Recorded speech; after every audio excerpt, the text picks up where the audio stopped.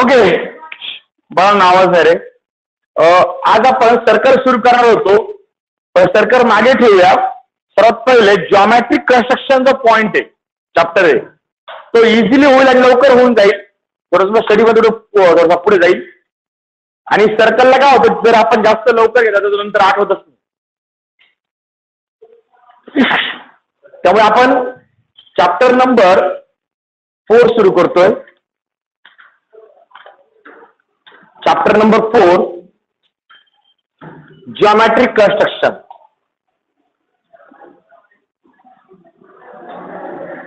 Math second, बड़बड़ नाहीये. Chapter number 4,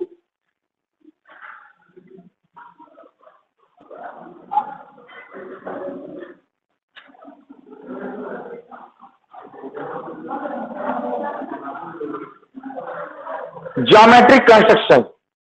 आता आवाज नाही रे, आता नीट समजून घ्या जिओमेट्रिक कन्स्ट्रक्शन काय. ओके बघा, सिंपल इकडे बारे. जिओमेट्रिक कन्स्ट्रक्शन याच्यामध्ये आपल्याला दिलेल्या मेजरमेंटचा डायग्राम काढायचा असतो. दिलेल्या मेजरमेंटचा diagram.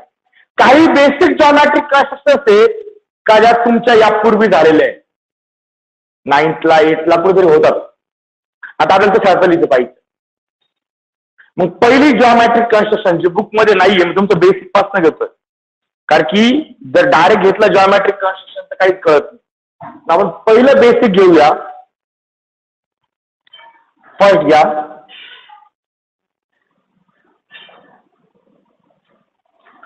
Perpendicular bisector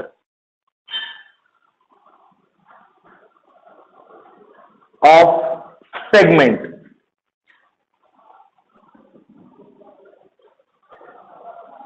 perpendicular bisector of segment. Perpendicular bisector of segment. आता कोणत्याही सेगमेंटचा आपण परपेंडिक्युलर बायसेक्टर कसं काढणार, का परपेंडिक्युलर बायसेक्टर म्हणजे काय. सपोज बरोबर का, सपोज हा एक सेगमेंट आहे, सेगमेंट एबी. त्याचं काय मेजरमेंट असेल ते आपल्या क्वेश्चनमध्ये दिलं असेल त्यावर. ओके, हा एक सेगमेंट आहे. सेगमेंट म्हणजे इकडे पण स्टॉप आहे, इकडे पण स्टॉप आहे. फरक लक्षात घ्या. सेगमेंट जर दोन्ही साइड बाउंडेड असतील तर सेगमेंट. जर एक साइड बाउंडेड आहे, एका साइडला एरो, त्याला आपण काय म्हणतो, हा रे आहे, हा सेगमेंट आहे. आणि जर दोन्ही साइडला एरो असेल तर फरक आहे तिघांमध्ये. लाईन दोन्ही साइडला एरो म्हणजे इकडे पण किती पण लांबपर्यंत वाढू शकतो आणि इकडे पण किती पण लांबपर्यंत. म्हणजे याला लेंथ आहे का पर्टिक्युलर. रे रे एका साइडला तुम्ही किती लांब वाढू शकता, म्हणजे लेंथ आपण सांगू शकत नाही. पण सेगमेंट फिक्स आहे ना, मग सेगमेंटची आपण लेंथ सांगू शकतो. मग आता आपण कोणाबद्दल चर्चा करतोय, सेगमेंट बद्दल. हे पहा, डायग्राम व्यवस्थित समजणं खूप गरजेची आहे. मग आता आपल्याला काय करायचं आहे, तर आपला सेगमेंट दिलाय, तो सेगमेंट घेतला, याचा परपेंडिक्युलर बायसेक्टर काढायचा आहे. काय काढायचं आहे, परपेंडिक्युलर बायसेक्टर. आता परपेंडिक्युलर म्हणजे हिला बरोबर 90 अँगल मध्ये असणारी लाईन, 90 डिग्री मध्ये, बरोबर आहे. ओके, आणि बायसेक्टर, बायसेक्टर म्हणजे याचे बरोबर काय आलं पाहिजे, इक्वल 2 पार्ट झाले पाहिजे. मग याची जिओमेट्रिक कन्स्ट्रक्शनची पद्धत काय आहे, की सगळ्यात पहिले तुम्ही दिलेला सेगमेंट, मेजरमेंटचा सेगमेंट काढून घेतला. नंतर काय करायचं, कंपास. कंपास म्हणजे काय, तुमच्या कंपास पेटी मधलं, बॉक्स मधलं अशी वस्तू जिला एका बाजूने लोखंडाचं टोक आहे आणि दुसऱ्या बाजूने पेन्सिल लावायला जागा आहे, ते कंपास घेतलं. काय करायचं, अंदाजे हाफ पेक्षा मोठं माप घ्यायचं. ओके, आता तुमचं हे जे माझं बोट आहे, लोखंड टोक असेल तुमचं कंपास, हे इथे ठेवायचं बरोबर या पॉइंटवर, आणि इथे ठेवलं की त्या हाफ मेजरमेंटने वर चाप द्यायचा. नंतर आता माप बदलायचं नाही, तेच माप ठेवायचं आणि इथे ठेवायचा आणि एक वरती याप्रमाणे चाप देऊन द्यायचे. चाप दिल्यानंतर बाळांनो इथे एक लाईन काढायची.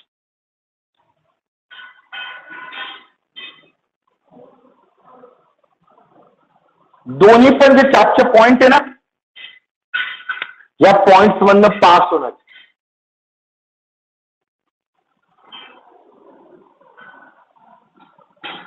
दोन्ही एकमेकांची इंटरसेक्ट झालं ना, यातनं पास होणारी एक लाईन काढली. ही जी काय आहे, सपोज ही लाईन आहे लाईन यल. ही लाईन यल या एबी ला बरोबर परपेंडिक्युलर असणार आणि बरोबर त्या लाईन यल मुळे एबीची किती सारखे भाग होणार. म्हणजे ही जी लाईन यल आहे, ही लाईन यल ही एबीची काय असणार, परपेंडिक्युलर बायसेक्टर. समजलं प्रत्येकाला. ओके, आता याचा स्टेप कसं काढणार आपण. ओके, त्यासाठी आपण एक एक्झाम्पल घेऊया परपेंडिक्युलर बायसेक्टर. ते तुम्हाला आत्ता बेसिक म्हणून आहे. खाली या, परपेंडिक्युलर बायसेक्टर लिहिलं, नाव टाकलंय, खाली या. Draw the perpendicular bisector. Draw the perpendicular bisector. Draw the perpendicular bisector. Perpendicular bisector of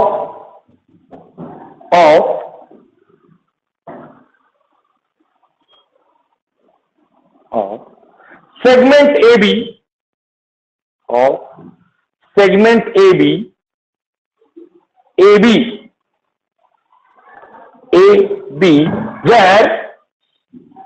where length of segment AB is equal to 7 centimeter. Length of segment AB is 7 centimeter. मग आता कसं काढणार रे, पहिले आपण डिस्कशन करू, नंतर तुम्ही diagram काढायची. ओके, इकडे बघा. सर्वात पहिले तुम्ही काय करणार, एक पॉइंट घेणार, 7 सेंटीमीटरचा सेगमेंट एबी काढून घ्यायचा. काढल्यानंतर कंपास मध्ये हाफ एक जास्त माप घ्यायचं. ए वर लोखंड टोक ठेवायचं, वर चाप खाली चाप. सेम बी वर त्याच मेजरमेंटने करायचं. हे दोन्ही चाप जिथे एकमेकांना टच झाले ते पॉइंट काय करायचे, जोडून घ्यायचे, लाईन काढायची. आणि ही जी लाईन येईल ही आता काय येईल, त्या सेगमेंट एबीची परपेंडिक्युलर बायसेक्टर. जमेल प्रत्येकाला. ओके, ड्रॉ करायची डायग्राम.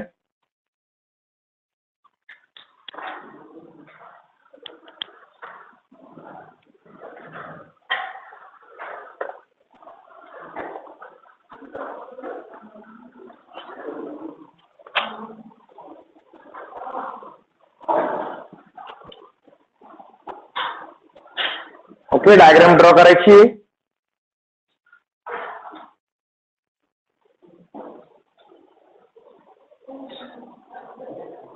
प्रत्येकाने सगळ्यात पहिले आता तुम्हाला एक कळलं, ह्या डायग्राम मध्ये वरती जागा लागणार आहे. मग थोडीशी वर जागा सोडा. 7 सेंटीमीटर स्केल लावताना कशी लावणार, झिरोचं मेजरमेंट असं स्केल वरती. शक्यतो लोखंडी स्केल यूज करायची नाही. या स्केलचा एक फॉल्ट असतो, त्याच्यामुळे झिरो दिलेला नसतो. ही कडेपासून लावावी लागते. आणि तुमची जी प्लॅस्टिकची स्केल असते काचची, हिच्यामध्ये झिरोचं मेजरमेंट दिलं असते. तेव्हा या 0 पासून ते 7 पर्यंत घ्यायचं आहे. लोखंडी स्केलमध्ये झिरोचं मेजरमेंट दिलेलं नसतं. त्यांचं म्हणणं आहे ते झिरोचं मेजरमेंट एकदम कडेला आहे. झिरोचं मेजरमेंट डायरेक्ट कडेपासून घ्यायचं.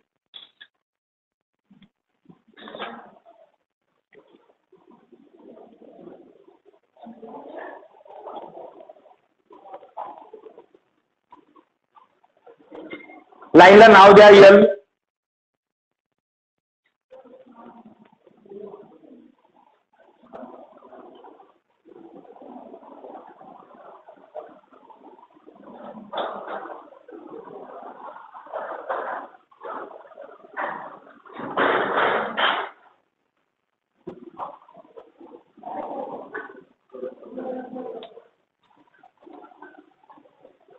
ओके, दिलाय.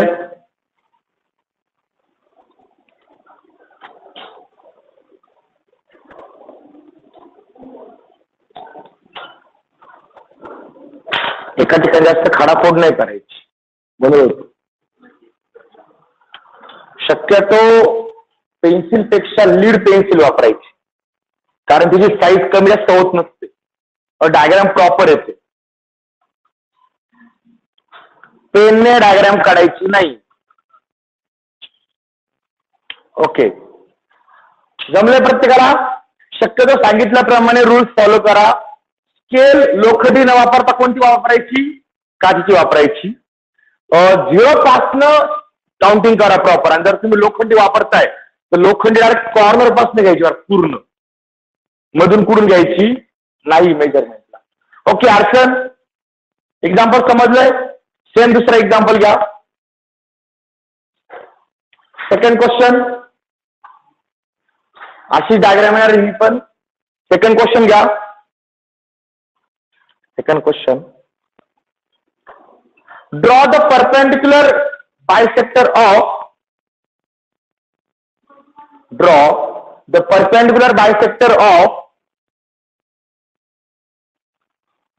draw the perpendicular bisector of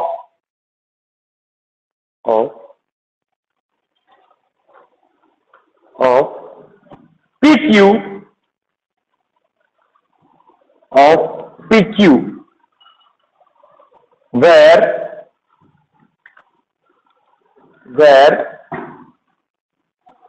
length of PQ is equals to 8.1 centimeter. Length of PQ is equals to 8.1 centimeter. मग सर्वात पहिले काय करावं लागेल रे? बोला. PQ काढावं लागेल तुम्हाला. किती सेंटीमीटर? 8.1 सेंटीमीटरचा PQ काढायचा. आणि मग परपेंडिक्युलर बायसेक्टरची जी स्कीम आहे आपली, हाफ एक जास्त माप द्यायचं, पी वर एकदा तुमचं लोखंड टोक ठेवायचं, वरती चाप खाली चाप द्यायचं, नंतर क्यू वर लोखंड टोक ठेवायचं, वर चाप खाली चाप द्यायचा. दोन्ही जिथे एकमेकाला टच झाले ते पॉइंट मार्क करून घ्यायचे, ते लाईनने ड्रॉ करून घ्यायचे. ही जी लाईन आहे ही इथे काय असणार? Perpendicular bisector.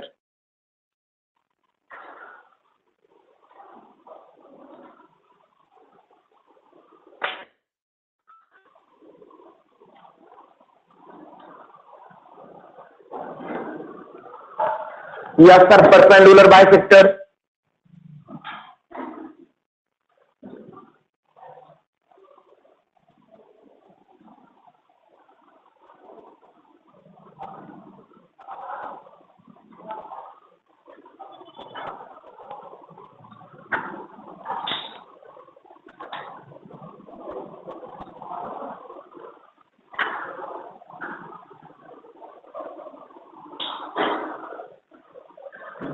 ओके, ह्या डायग्राम बाळांनो एक्झामला कॉपी करता येत नसतात.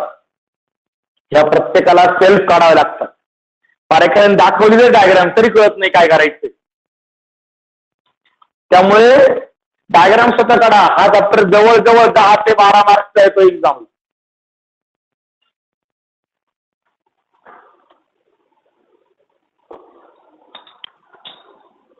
ओके, झालंय प्रत्येकाचं?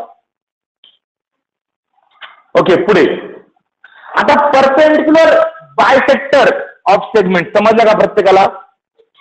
ओके, आता हा तुम्हाला वापरायचा या चॅप्टरच्या मोठी जी कन्स्ट्रक्शन आहे सगळ्यात मोठं शेवटचं टँजेंटचं, तिथे हा उद्योग वापरायचा आहे. समजला प्रत्येकाला? ओके, नेक्स्ट पुढचा आहे नंबर 2 सेकंड.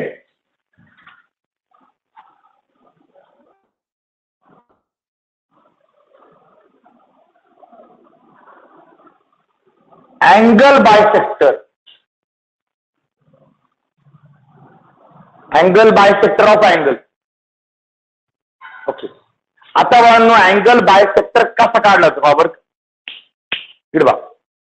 सपोज मी कसा क्वेश्चन घेतोय, क्वेश्चन नंबर 1. आता मी क्वेश्चन घेतोय, तुम्ही नंतर क्वेश्चन लिहा. क्वेश्चन असा आहे, bisect the angle PQR is equals to something 75 degree. एक अंदाजे मनाने एक्झाम्पल घेतलंय. आपला 75 डिग्रीचा अँगल काय करायचा आहे? बायसेक्ट करायचा. बायसेक्ट करायचा म्हणजे इक्वल 2 पार्ट करायचे. तर पहिला मुद्दा बेसिक, तुम्हाला हा PQR म्हणजे अँगल क्यू जो आहे तो किती आहे 75 डिग्री. काय करायचं आता अँगल काढायचा कसा आहे समजून घ्या. एक व्हर्टेक्स घ्यायचा, एक बेसिक लाईन घेतली मी. आता हा रे आहे घेतला. ओके काय करायचं इथं प्रोजेक्टरला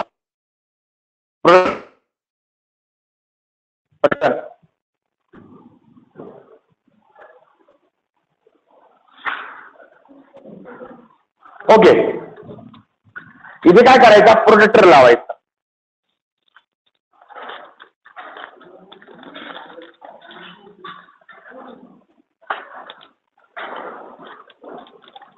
आता प्रोजेक्टर मध्ये होणारी गणमन सांगतो. मॅक्झिमम टाइम प्रोजेक्टर मध्ये काय गणमन होतो. सपोज हा प्रोजेक्टर आहे, हा मी इथे लावणार. लावताना बरोबर चेक करायचं इथे खाली बेसला आडवी लाईन आहे आणि एक बरोबर मधोमध उभी लाईन आहे. त्या दोघांना जो पॉइंट आहे तो इथे, तो जो पॉइंट आहे तो तुमचा पॉइंट अँगल पाशी आला पाहिजे. इथे आल्यानंतर ही खालची जी लाईन आहे झिरोची, ही ह्या लाईनला बरोबर एकदम मॅच झाली पाहिजे. मॅच झाल्यानंतर आता दोन फॉल्ट आहे, पण झिरो दिसतो आणि इकडनं पण झिरो दिसतो. 75 इकडनं पण 75 इकडनं पण.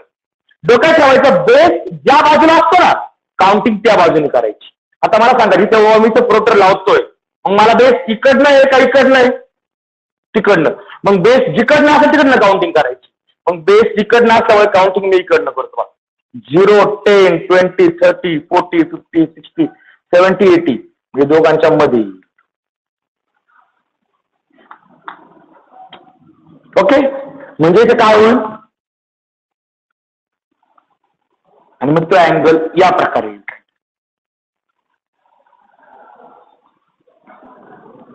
हा आला angle P Q R.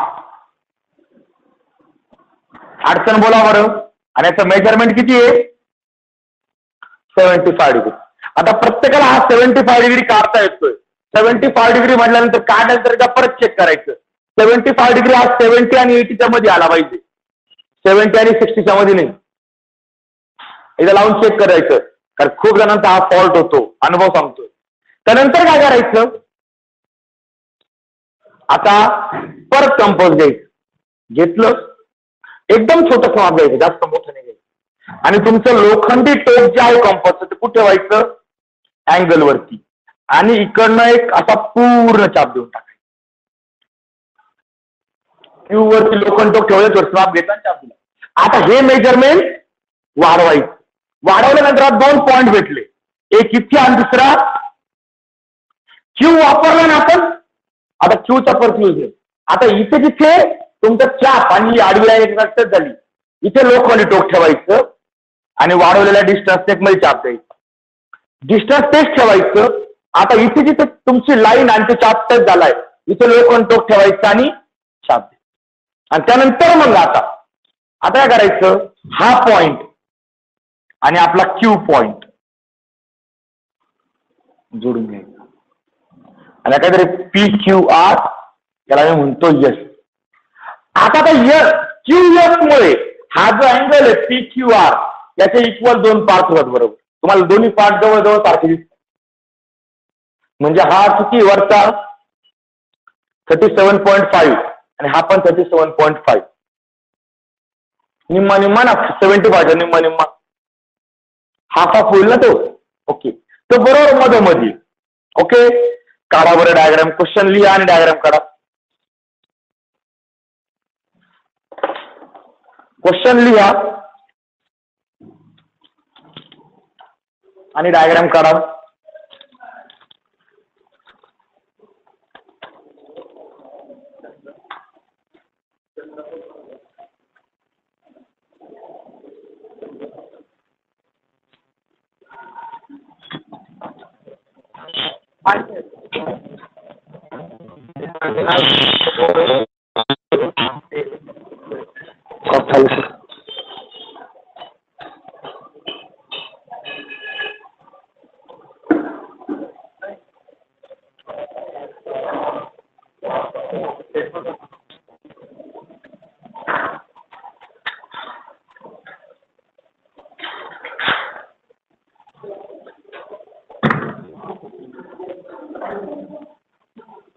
Okay.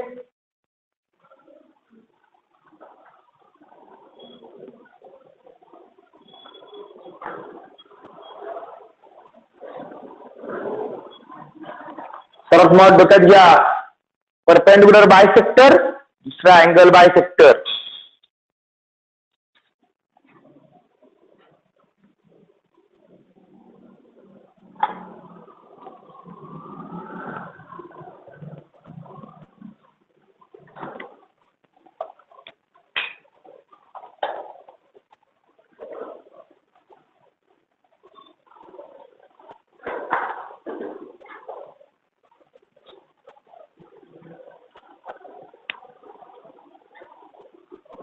Protector एकदम हळूच यूज करत चला. काही जण असं ते करू करू बरं एकदम असे घाबरू घाबरू यूज करतात. प्रोटेक्टरला नीट यूज करायचं आहे. तुमचा कंपॉस पण बिंदास यूज करायचं आणि शक्यतो कंपॉस यूज करताना पेन्सिलची साईड धरती नाही.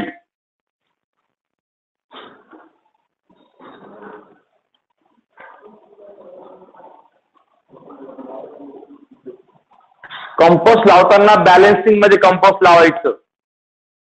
पेन्सिलचं टोक आणि लोखंड टोक सारखं असलं पाहिजे.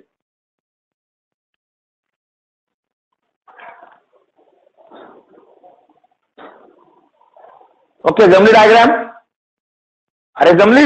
ही तुम्हाला सिलेबस मध्ये नाहीये पण याचा यूज मात्र खूप ठिकाणी तुम्हाला. डायग्राम समजली प्रत्येकाला? ओके. नेक्स्ट क्वेश्चन, या क्वेश्चन नंबर, यातला question number 2.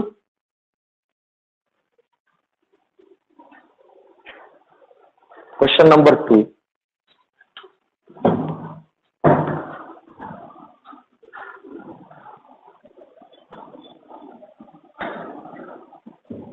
bisect the angle of 115 degree. हा, आता मला सांगा अँगलला नाव दिलंय का? अँगलला नाव तुम्ही घ्यायचं. ते पण हा ऍक्यूट आहे का ऑप्टूस आहे? ऑप्टूस. ऍक्यूट म्हणजे राईट अँगल. ऍक्यूट 90 पेक्षा कमी असेल तर तो असा येतो आणि ऑप्टूस असेल तर तो ओके 115 डिग्री. काढा बरं.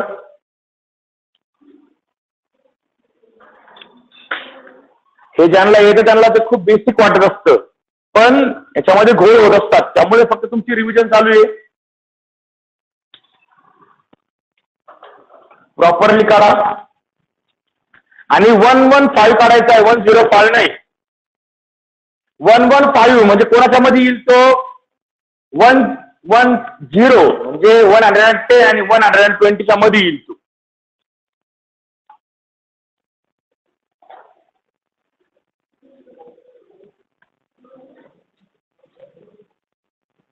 अँगलला नाव दिलेलं नाही, नाव तुम्ही देणार आहे.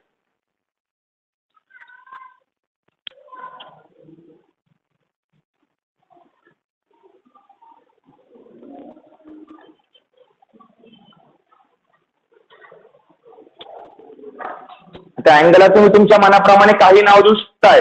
ABC, PQR, तुमचं नाव.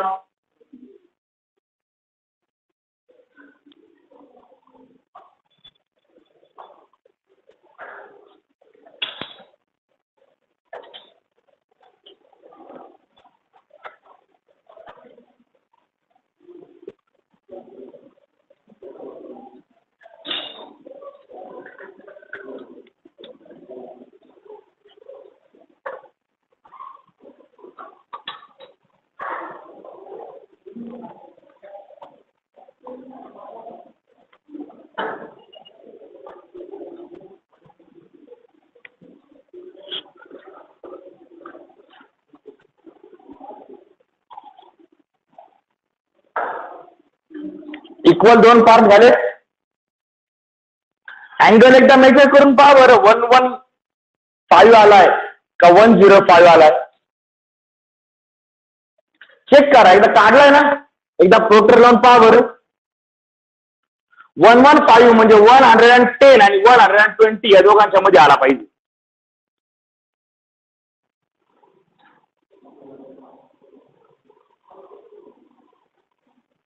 आला?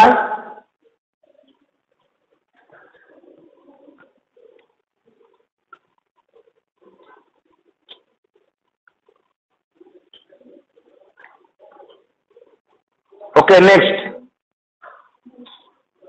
Question number 3. Bisect the right angle. Bisect the right angle.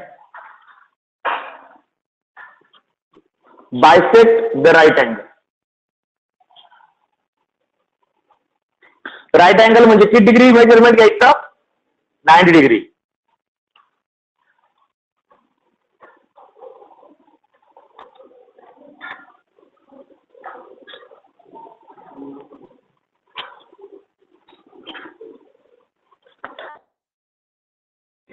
Geometrical diagram से जर हे दोन जमले तर पुढे बाळांनो एक्झाम्पल सोपे असतील.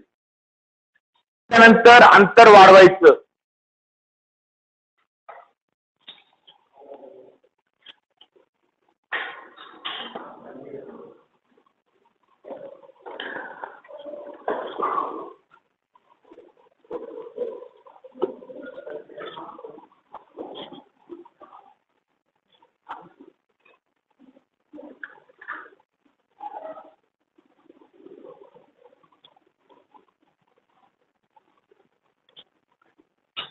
राईट अँगल दाखवा.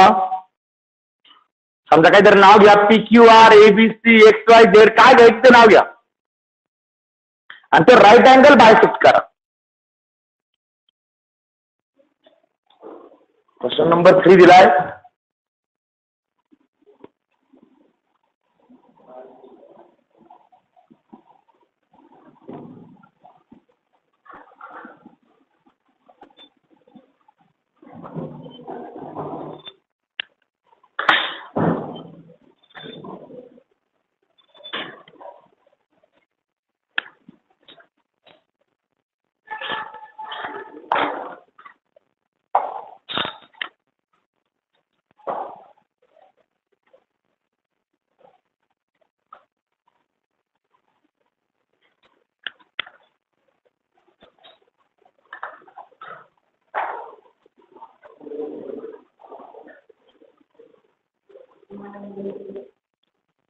ओके, समजलाय का प्रत्येकाला हा point?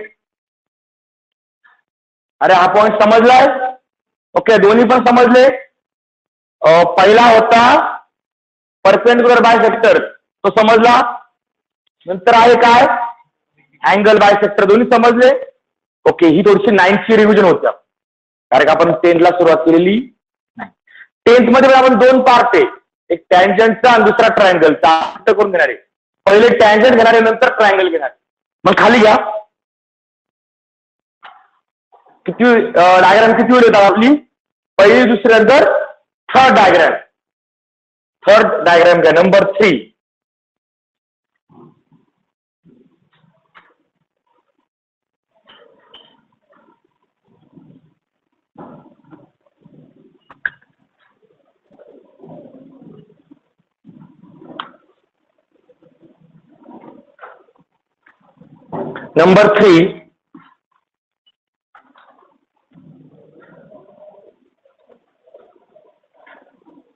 Number 3,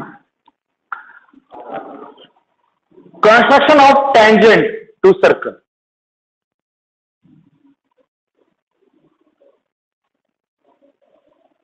Construction of tangent to circle.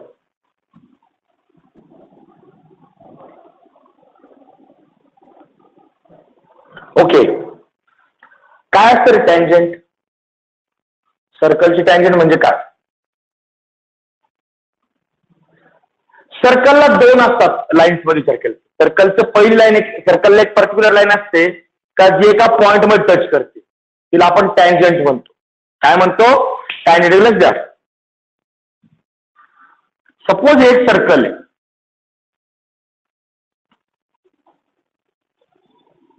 तर ह्या सर्कलला एका पॉइंट मध्ये, सपोज हा एक पॉइंट घेतला, या पॉइंट मध्ये अशी टच करून येते ही लाईन. फक्त ही लाईन काय करते? सर्कलला टच करून जाते, बरोबर ना. हिला म्हणतो आपण टँजंट. आणि आणखी एक लाईन असते जी सर्कलला इंटरसेक्ट करून जाते दोन वेगवेगळ्या पॉइंट मध्ये. हिला आपण काय म्हणतो, हिला आपण म्हणतो सिकॅन्ट. ही असते टँजंट, ही असते सिकॅन्ट. टँजंट फक्त एका लाईन मध्ये टच करते आणि सिकॅन्ट ही दोन लाईन मधनं इंटरसेक्ट करून जाते. म्हणजे फॉर एक्झाम्पल माझं तुमचं मारामारी चालू आहे, मी तुम्हाला कणकण कानाखाली टच केलं ना, ही टँजंट. राग वाढला, तुमचं कर्कटक घेतलं,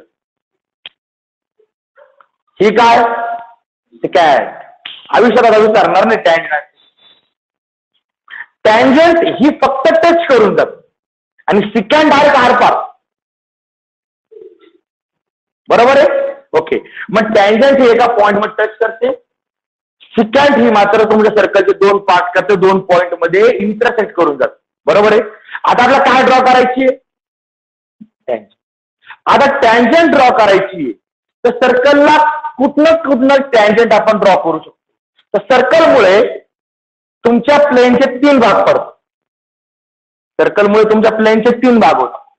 पहिला असतो तो इनसाइड द सर्कल. सपोज हे सर्कल आहे ना, या सर्कलमुळे या प्लेनचे तीन भाग झाले. एक आहे इनसाइड द सर्कल, दुसरा आहे आउटसाइड द सर्कल आणि तिसरा आहे ऑन द सर्कल. मग सर्कलच्या आतला जर मी पॉइंट घेतला तर how many tangent we can draw. या पॉइंट मधून जाणाऱ्या किती टँजंट आपण ड्रॉ करू शकतो. Unlimited tangent. व्यवस्थित त्यानं टँजंट मधला फरक सांगितलाय. आता हा हात आल्यामुळे काय होतं माहिती का, तुम्ही कोणती लाईन ड्रॉ करा ती सिकॅन्ट होऊन जाईल, टँजंट होईल का. मग तुम्ही आतल्या पॉइंट मधनं टँजंट ड्रॉ करू शकत, विषय संपला. ओके, आता हा पॉइंट घेतो मी सर्कलच्या वर. तर सर्कलच्या वर जर पॉइंट असेल तर टँजंट किती ड्रॉ करतो, एकच, वन अँड ओनली वन, बरोबर. बरोबर आहे. जर पॉइंट सर्कलवर असेल तर याच्यावरती एमसीक्यू होतो, कारण की सर्कल चॅप्टर मध्ये परत स्टडीला आहे की इनसाइड पॉइंट असेल तर नंबर ऑफ टँजंट किती आल्या, 0. ऑन सर्कल असेल तर 1. आता बाळांनो तिसरा, जर तो पॉइंट सर्कलच्या आउटसाइडला असेल तर 2. एक अप्पर साइडला आणि एक लोअर साइडला. अशा दोन टँजंट काढू शकतो आपण, बरोबर आहे. मग डोक्यात ठेवायचं की आपण सर्कलच्या जर आतमध्ये पॉइंट असेल, इनसाइड सर्कल असेल पॉइंट, तर नंबर ऑफ टँजंट किती ड्रॉ करू शकतो, 0. ऑन द सर्कल असेल तर 1 आणि आउटसाइडचं सर्कल असेल तर 2. एमसीक्यू ला बराच वेळा क्वेश्चन येतो, तो सर्कल चॅप्टरवर नेतो, पण तेच ना आपल्या डोक्यात येतो की जर पॉइंट आतमध्ये असेल तर नंबर ऑफ टँजंट 0. जर ऑन सर्कल असेल तर 1 आणि सर्कलच्या बाहेर असेल तर, इथपर्यंत फिक्स झालं डोक्यामध्ये. ओके, आता आपल्याला ऑन सर्कलवर पहिले टँजंट काढायचं आहे. मला सपोज यातला मी फर्स्ट पॉइंट म्हणजे एक पॉइंट घेतो, पॉइंट ऑन सर्कल. पॉइंट कुठे, सर्कलवरती. सर्कलच्या आत आहे का, नाही. सर्कलच्या बाहेर आहे का, नाही. On circle. आणि युजिंग सेंटर, सर्कलचा सेंटर यूज करायचा आहे आणि पॉइंट कुठे, ऑन सर्कल. मग पहा एक सिंपल उद्योग आहे. सपोज एक सर्कल आहे, हे सर्कल,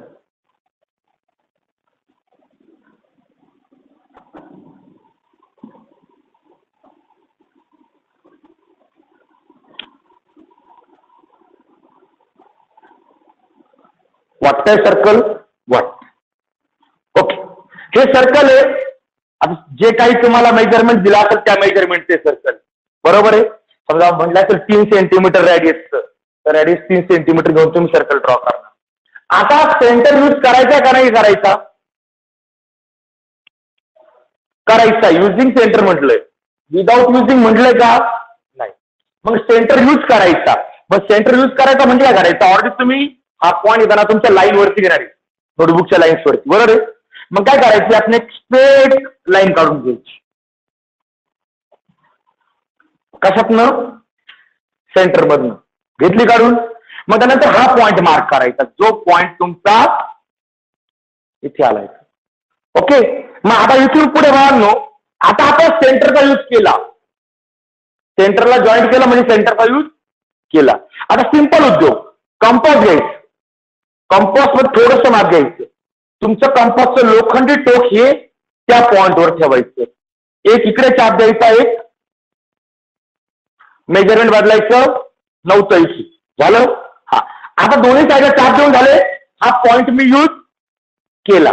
मग आता काय करायचं? मेजरमेंट वाढवायचं. वाढवलं. हा, आता याचा यूज करायचा नाही. आता तुम्हाला 2 नवीन पॉइंट भेटले, एक इथे आणि दुसरा इथे, त्या लाईन वरती टच झाला. मग आता कुठे जायचा? हे बघा, समजा हा चाप जर मोठा असेल, काय जण इकडे तिकडे गेला, तिकडे तिकडे नाही, त्या लाईन जिथे तुमचा चाप टच झाला तो पॉइंट घ्यायचा, म्हणजे हा पॉइंट. दिसतोय? इकडे हा पॉइंट घ्यायचा.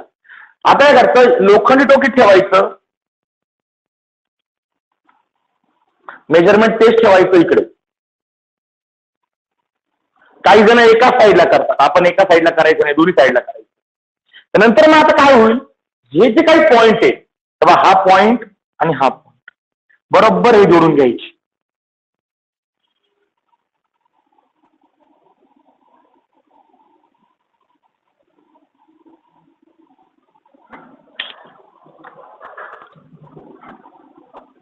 ओके.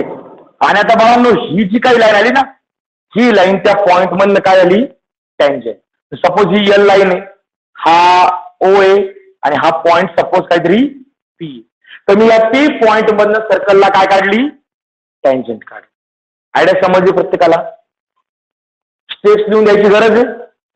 ही डायग्राम 2 मार्क्सला 1 मार्क्सला येते एक्झाम. अडचण बोला बरं. ओके. मग आता बघा, मी क्वेश्चन होतो मी तुम्हाला. क्वेश्चन तुमच्या बुक मधला आहे.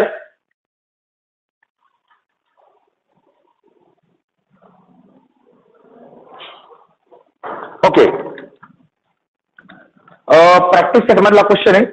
प्रॅक्टिस सेट तोडून घेणार आहे इथे, म्हणजे एक पॉइंट त्याच्या खाली क्वेश्चन असलं.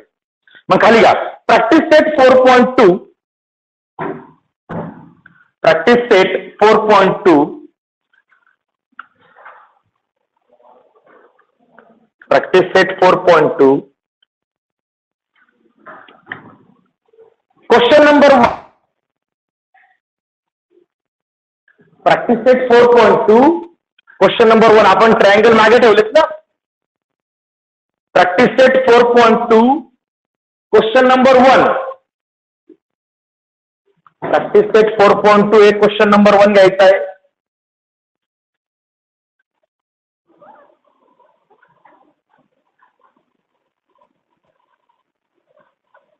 Question number 1.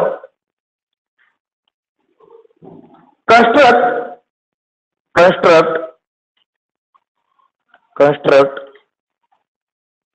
a tangent to a circle. Construct a tangent. Question लिहून देणार नाही मी. Construct a tangent to a circle with center P. With center P and radius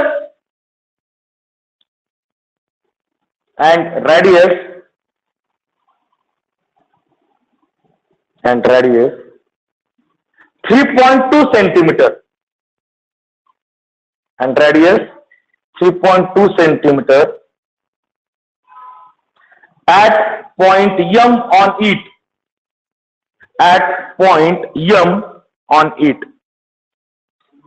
M on it. आता हे डायग्राम काय इकडे बाहेर. सर्वात पहिले तुम्हाला सर्कल ड्रॉ करायचंय पी या सेंटरचं, आणि त्याची रेडियस किती असली पाहिजे. मग तुम्हाला सर्कल ड्रॉ करता येतं. 3.2 रेडियस ड्रॉ केलं. कंपास मध्ये 3.2 मेजरमेंट घेतलं, एक 0.6 केला, सर्कल ड्रॉ केलं, मी समजून झालं मीटर. त्यानंतर इथे मी लाईन ड्रॉ केली, जी लाईन इथे कट झाली ना, याला मी एम म्हणतो.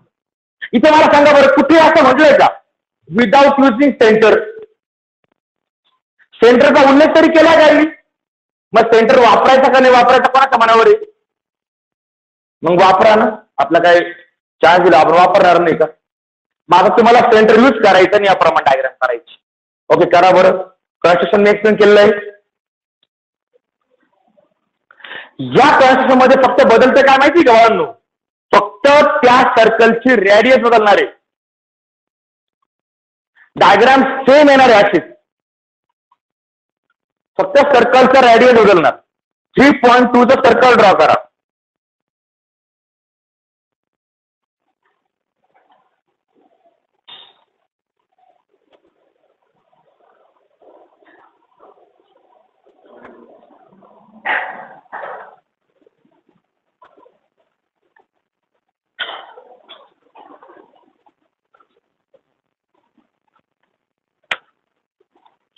शक्यतो सेंटर हा लाईनवर घ्यायचा नोटबुकच्या. आता केला असेल जाऊ द्या, पण शक्यतो तो तुम्ही जो सेंटर घेणार ना तो नोटबुकच्या लाईनवर घ्यायचा. लाईन पण ड्रॉ करताना जस्ट लाईनवर ड्रॉ करायची.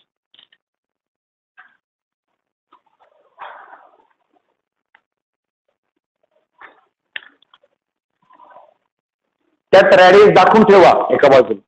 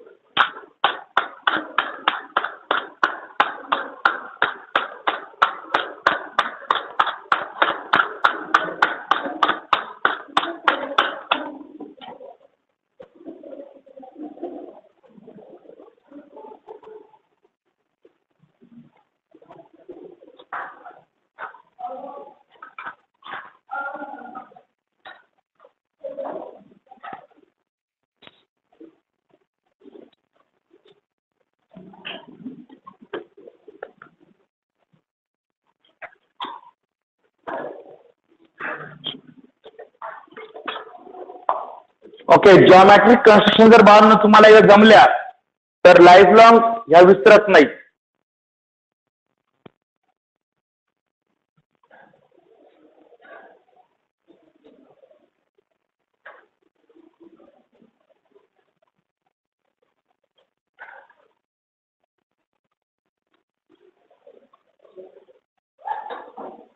ओके, प्रत्येकाची लाईन फक्त टच करून गेली, कोणाची आत बाहेर झाली का? टचच नाही केलं लाईनने, डायरेक्ट आतून गेली लाईन टच करून, इंटरसेक्ट करून. आज झालंय का? ओके, एक्झाम्पल समजलं. सेकंड एक्झाम्पल घ्या.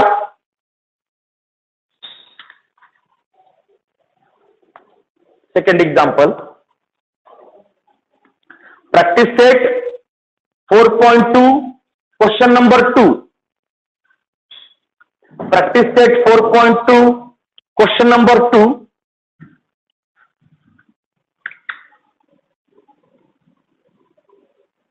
Question number 2. Draw a circle. Draw a circle of radius 2.7 centimeter. Draw a circle of radius 2.7 centimeters. Draw tangent.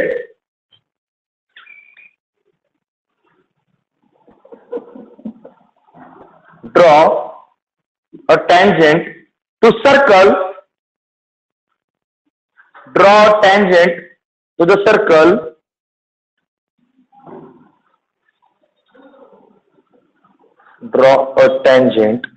circle at any point on it. At any point on it. हा, इथे मला सांगा बरं परत, कुठे सेंटरला use करायचं की नाही करायचं सांगितलंय का? माझं कोणाच्या मनावर आहे? आपल्या मनावर. वाटलं तर यूज करा, नाही वाटलं तर नका करू. पण यूज करून डायग्राम सोपी होईल ना. मग सेंटर यूज करायचं आणि डायग्राम ड्रॉ करायची. आता रेडियस किती घ्यायची सर्कलची? 2.7 सेंटीमीटर.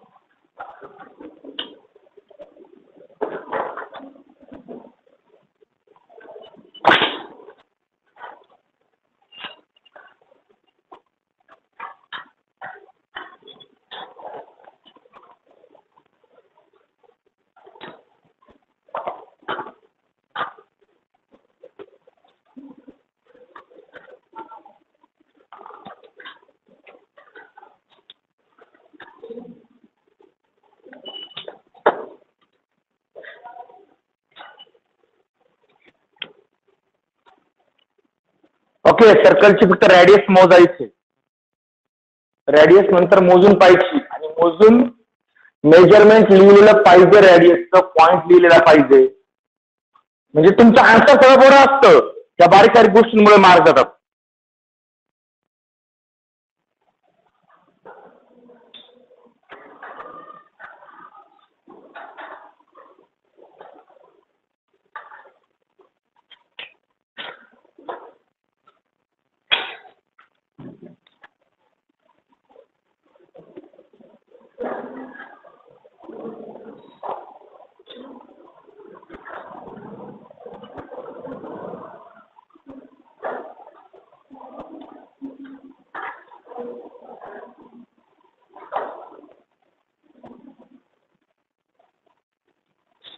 ओके, झालंय ड्रॉ करून.